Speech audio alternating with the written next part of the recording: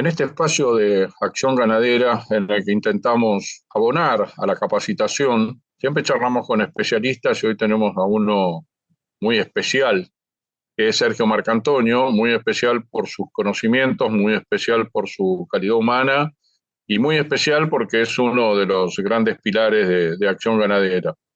Hola Sergio, ¿cómo te va? ¿Cómo estás?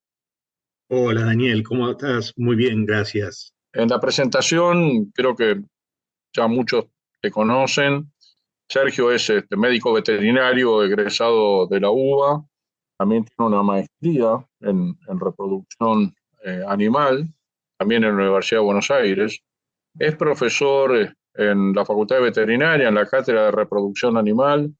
También es profesor en la Facultad de Ciencias Agrarias de la Universidad Católica Argentina, en la Cátedra de Bovinos de Carne.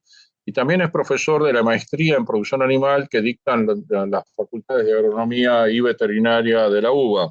Es director de la revista Taurus, un medio muy especializado en esa temática de la reproducción, y es asesor privado en reproducción y sanidad en bovinos. Sergio, a mí me gustaría echar el tema de hoy, si lo podemos centrar en que nos cuentes para qué se ha utilizado hasta ahora la ecografía testicular en toros y qué posibilidades ofrecería como herramienta para predecir la fertilidad. En realidad la ecografía, yo diría como en general, es una herramienta muy importante, complementaria para el diagnóstico y que ha sido utilizada en la veterinaria, ya lleva unas cuantas décadas, siempre un poco por delante en el uso en cuanto a reproducción en la hembra, pero que en los últimos años ha crecido su uso y el conocimiento de lo que puede aportar justamente la ultrasonografía en el macho y particularmente en el toro. El comienzo fue fundamentalmente más vinculado con el diagnóstico de determinadas patologías, de determinadas alteraciones del testículo, y eso está bastante comprobado y aporta muchísima eficiencia al diagnóstico.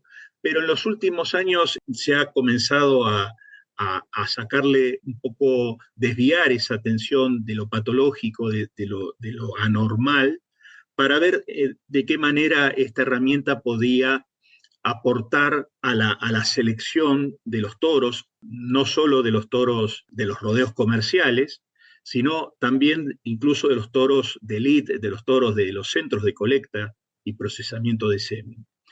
Nosotros a partir del 2017 hicimos un trabajo justamente evaluando esta herramienta y no solo a través de la ecografía convencional, digamos, que nos permite ver un poco lo que llamamos la ecotextura, digamos, la trama, si querés, cómo es el tramado del testículo, sino que además incorporamos un software, un programa que nos permite estimar las características de ese parénquima, de ese tejido testicular. Concretamente, a través de distintos algoritmos, uno puede ver y estimar la densidad de los túbulos seminíferos, es decir, cuántos túbulos tiene por centímetro cuadrado, el diámetro de esos túbulos, todas características que están asociadas o relacionadas con la capacidad de producción de espermatozoides de ese reproductor.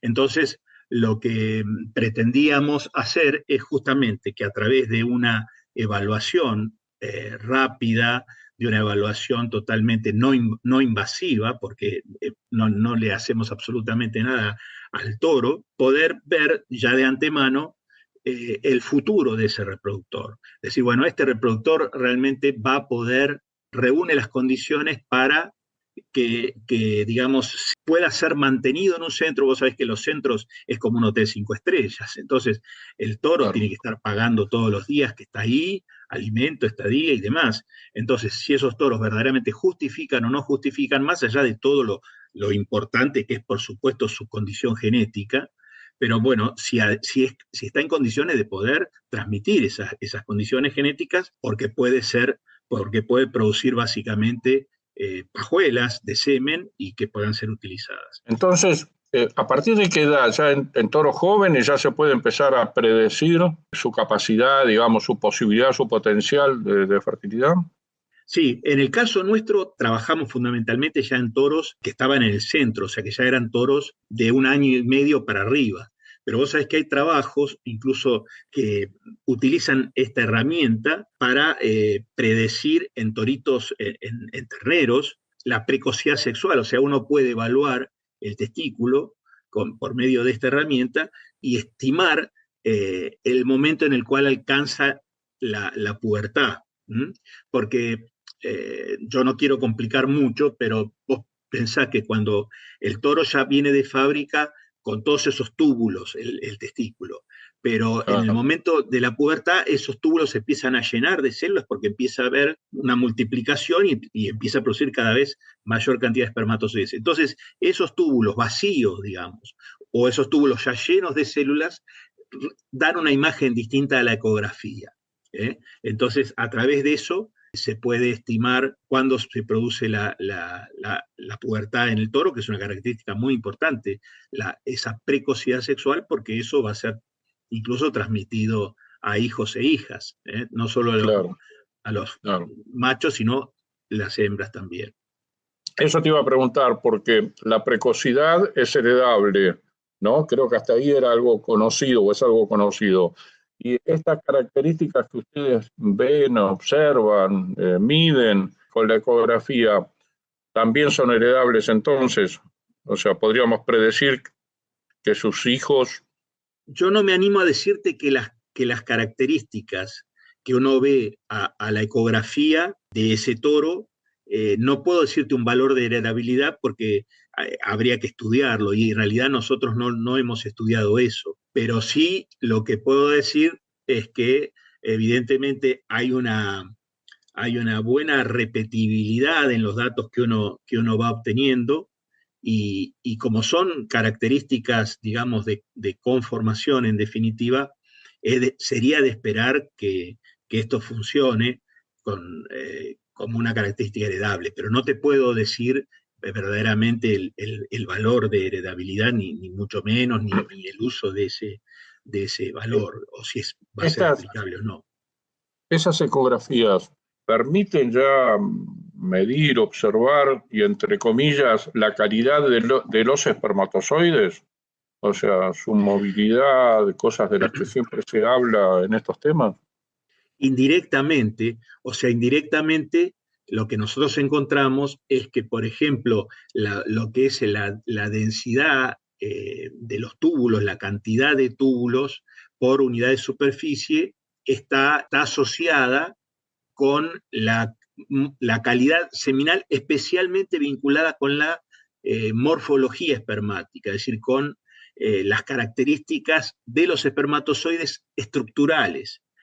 Fíjate vos que no está, o al menos nosotros, no hemos encontrado una asociación importante con otro atributo que está muy vinculado con la fertilidad, que es la movilidad. Uno siempre dice, bueno, yo quiero que el toro produzca muchos espermatozoides y a su vez que se muevan vigorosamente y sobre todo que vayan moviéndose hacia adelante, lo que nosotros llamamos movilidad progresiva. Bueno, en lo que son los atributos de movilidad, no hemos encontrado prácticamente asociación con las imágenes ecográficas. En cambio, sí hemos encontrado asociación con atributos de la morfología, porque de pronto el centro, o si uno trabaja con toros en rodeos y evalúa el semen, toros que producen espermatozoides anormales tienen menor fertilidad. Entonces, o sea que para la fertilidad no solo es importante que los espermatozoides se muevan, sino que también sean normales.